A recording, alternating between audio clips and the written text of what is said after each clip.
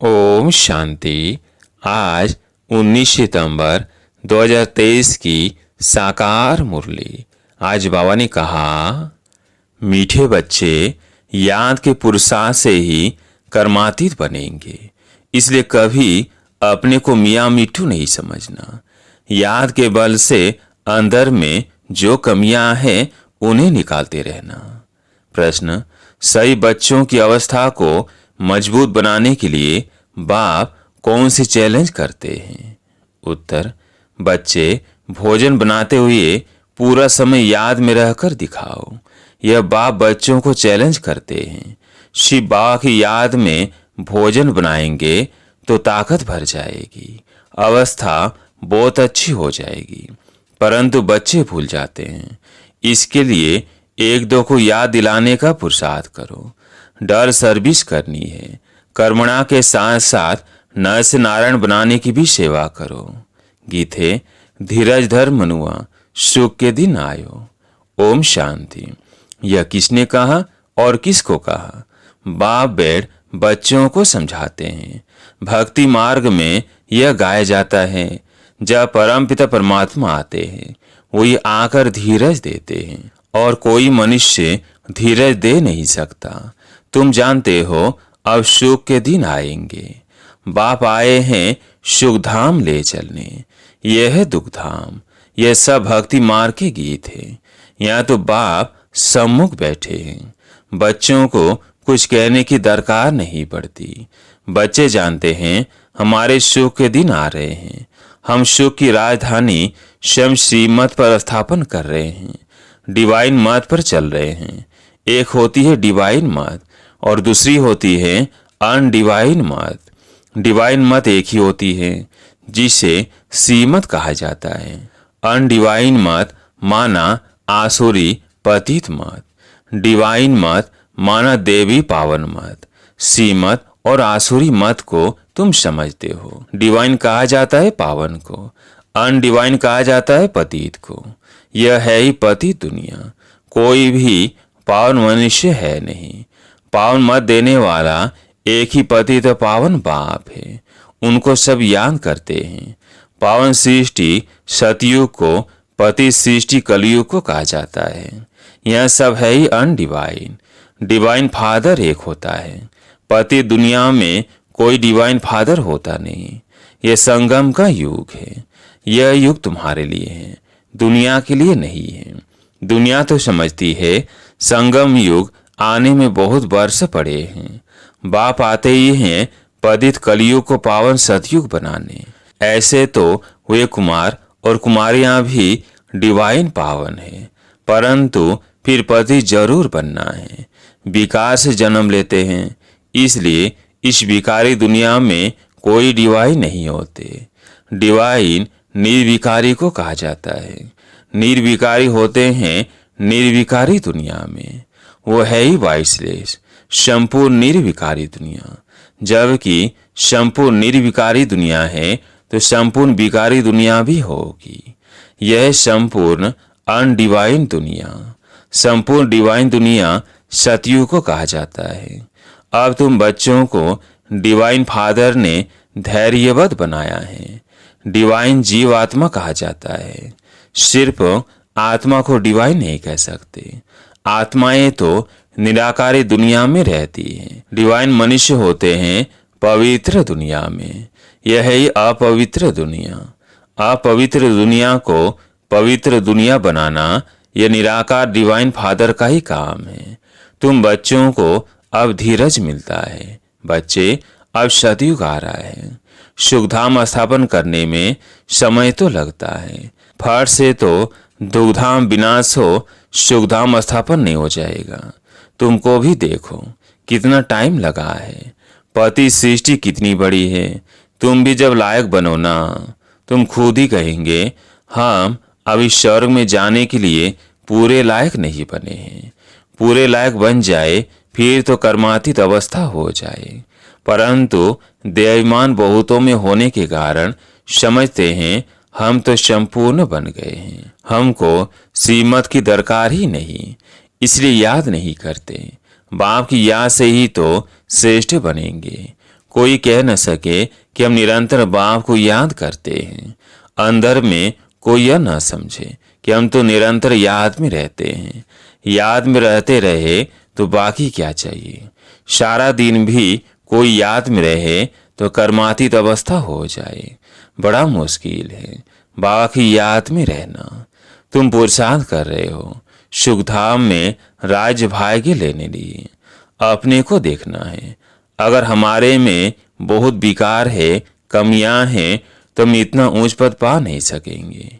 निरंतर याद की दौड़ी लगा नहीं सकेंगे।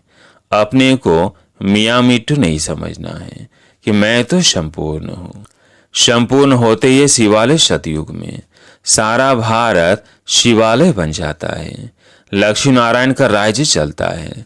मंदिर में राज तो नहीं करते हैं ना। शिवालय सतयुग में सब देव देवताएं राज्य करते हैं। फिर पूजा के लिए मुख्य लक्ष्मी नारायण का चित्र बनाए उनका मंदिर बनाते हैं। पहले नंबर वाले की पूजा होती है। अभी उन्हों के जड़ मंदिर हैं। चैतन्य में जब राज्य करते हैं तो विश्व के मालिक हैं। भले भारत में ही, परंतु है तो विश्व के मालिक ना, और कोई राजा ही नहीं। हम अभी फिर से अपना डिवाइन राज स्थापन कर रहे हैं। पावन दुनिया में जाने लिए पहले जरूर पावन बनना पड़े। मेहनत लगती है। जहाँ तक जीना है याद में रहना है, और ज्ञान की वर्षा तो होती ही रहती है। भिन्न भिन्न प्रकार से समझा जाता है। वास्तव में लक्ष्मी नारायण की शिवाय डिवाइन अथवा पवित्र किसको कह नहीं सकते।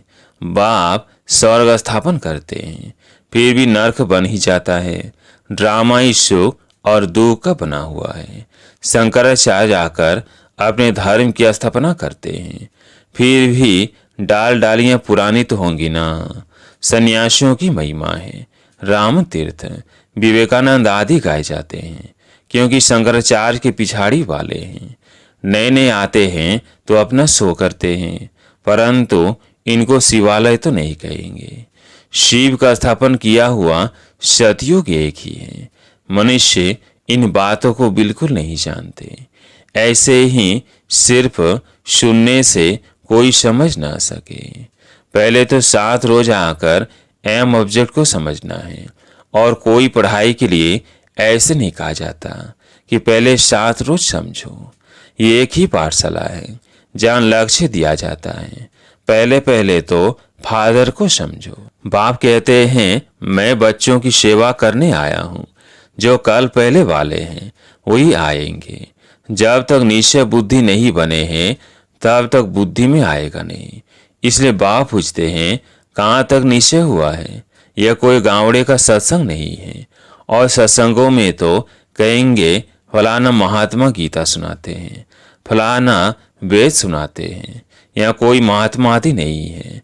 यहाँ तो बाप बेट समझाते हैं।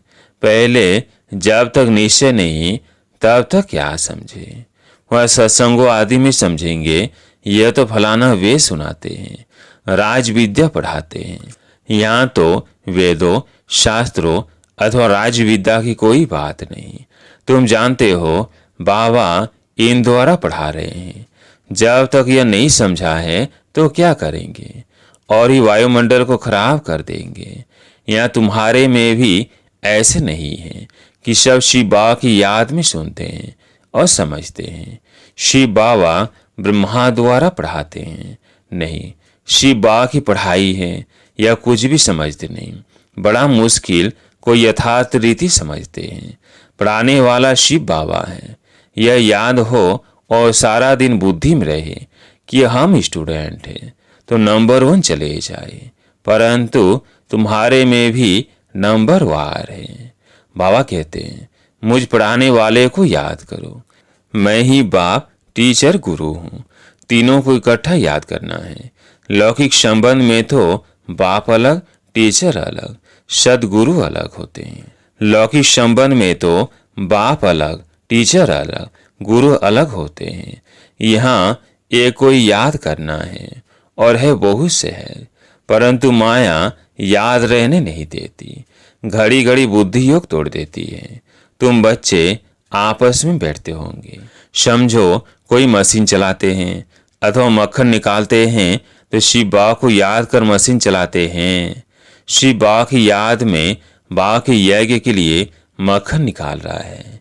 कितनी खुशी की बात है। यज्ञ के लिए भोजन बनाता हूँ, खुशी होती है ना। परंतु फिर घड़ी घड़ी भूल जाते हैं, फिर पुरुषार्थ करना पड़े। खुद का एक दो को याद कराने का पुरुषार्थ कराने वाला चाहिए। फिर भी शिव बाबा को याद कर भोजन बनाएंगे तो ताकत भर जाएगी, तुम्हारी अवस्था बहुत अच्छी हो जाए। परंतु ऐसे होता नहीं है। ब्रह्मा भोजन की तो बहुत महिमा है, परंतु जब आत्मा शिव बाबा की याद में रह बनाए, शक्तियों का ऐसा भंडारा हो, याद में रह भोजन बनाए, तब तो शक्ति मिले। वो अभी शक्तियों की बुद्धि में नहीं आता है, नहीं तो पुरुषार्थ करे। बाबा को तो दिल होती है। अपने हाथ से शिव बाबा को याद करते भोजन बनाओ। प्रैक्टिस करनी है। देखें, याद ठहर सकती है। बाबा चैलेंज देते हैं, जो भी भंडारे में है कोशिश करो। बाबा जानते हैं कि 1 घंटा भी याद नहीं कर सकते। याद वाले ज्ञान बाण हो तो डल सर्विस में लग जाए। जब तक कांटे को फूल न बनाए तो कुछ काम के नहीं है। राजा के लायक वह बनते जो नर को नारायण बनाने की सर्विस करते। जितना तकदीर में है वह अपने पुरुषार्थ से तकदीर को पाते रहते हैं। बाप तो सबको कहते हैं, जितना करेंगे जो करेंगे सो पाएंगे। अपने मोस्ट विलवेड बाप को याद करना है। याद की ही मेहनत है। बाप भी बतलाते हैं, मैं बहुत उपाय करता हूँ परंतु हो नहीं सकता। बहुत मेहनत है। मेहनत करते करते अंत में कर्मातीत अवस्था होगी। फिर साक्षात्कार करते रहेंगे, माया नहीं आएगी। यहाँ बैठे बैठे सब दिव्य दृष्टि में देखते रहेंगे। अभी तो टेलीविजन में देखते हैं। टेलीविजन कोई दिव्य दृष्टि नहीं है। विनाश का साक्षात्कार, वैकुंठ का साक्षात्कार टेलीविजन में नहीं देख सकेंगे। जितना जो ज्ञानी और योगी हैं उनको तो वैकुंठ की राजधानी देखने में आती रहेगी। बिगैर टेलीविजन रखे तुम जर्मनी, लंदन आदि देखते रहेंगे। टेलीविजन से यह दिव्य चक्षु का साक्षात्कार वंडरफुल है। सच्ची दिल से बाप की सर्विस में लगना है, तब मजा है। बुद्धि भी कहती है, बाबा अंत में बहुत खातिरी करेंगे। घुमाना फिराना बहलाना ये खातिरी है ना। ऐसा बनने के लिए लायक भी बनना चाहिए ना। लायक बनाने वाले को याद करने से ही लायक बनते जाते हैं। जितना याद करेंगे और सदर्शन चक्र फिरता रहेगा तो फायदा है। बीज को याद करने से झाड़ भी याद आएगा। यह बातें सिवाय तुम्हारे कोई भी समझ ना सके। इस याद और ज्ञान से हम इतना जमा करते हैं, वहाँ यह पता नहीं होगा कि यह कहाँ से वर्षा मिला है। यह थोड़ी समझते हैं कि हमारे संगम की कमाई है, बादशाही मिल जाती है। तुम सदा सुखी रहते हो, बड़ी भारी मंजिल है। अभी तुम डिवाइन बनते हो, सारी दुनिया अनडिवाइन है। तुम मनुष्य देवता डिवाइन बन रहे हो। मनुष्य को देवता बनाने वाला एक ही गॉड फादर है। फादर अक्षर कहना बड़ा सहज है। कोई बूढ़ा बुजुर्ग देखेंगे तो उनको बाबा वो पिताजी कहेंगे। बूढ़ा बूढ़े को देखेंगे तो भाई समझेंगे। छोटे बड़े को देखेंगे तो बाप समझेंगे। निराकार बाप का तो कोई को पता नहीं है, सिर्फ कह देते हैं गॉड फादर। ये नहीं समझते हैं कि हम आत्मा है, हमारा बाप वो है। बाप जरूर वर्षा देता होगा। अभी तुम जानते हो हमारा बाप हमको वर्षा दे रहे हैं। इस वर्षे के लिए ही हम बार बार पुकारते थे, प्रार्थना करते थे। अब वही पढ़ा रहे हैं। अभी हम प्रार्थना अथवा भक्ति करने से छूटे। बड़े मजे की नॉलेज है। कहते हैं आप हमारे बेहद के बाप हो। फिर हमको छोड़ लौकिक बाप के पास बुद्धि क्यों जाती है? परंतु किसकी तकदीर में नहीं है तो बुद्धि में बैठता नहीं। खुद ही कहते हैं हमारी तकदीर में राजयोग की बादशाही नहीं है, तो बाबा क्या करे? क्यों नहीं तकदीर बनाते हो? तकदीर बनाने में तो कोई को मना नहीं है, तकदीर में नहीं है तो बाबा को छोड़ देते। फिर माया बिल्ली बुद्धि में घोटाला डाल देती है। बाबा भी क्या करे, माया बिल्ली पर जीत पानी है।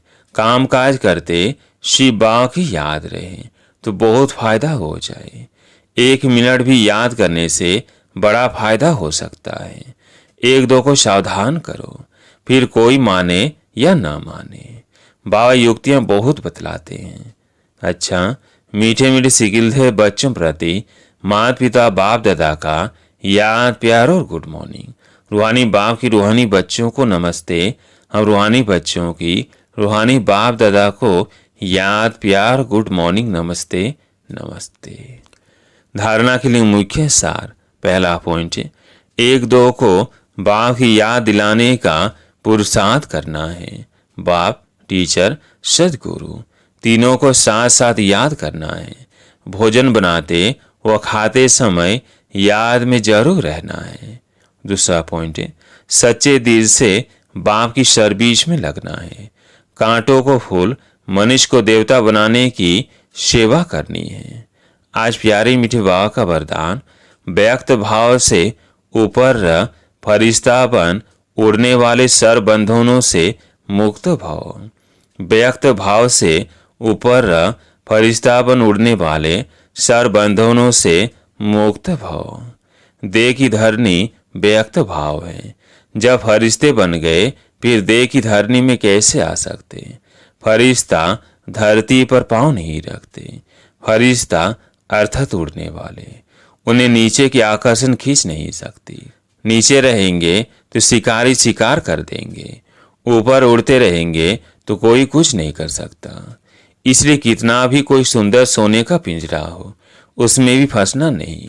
सदा स्वतंत्र, बंधन मुक्त ही उड़ती कला में जा सकते हैं। आज के स्लोगन, असंभव को संभव का सफलता की अनुभूति करने वाले ही सफलता के सितारे हैं। असंभव को संभव कर सफलता की अनुभूति करने वाले ही सफलता के सितारे हैं। अच्छा, ओम शांति।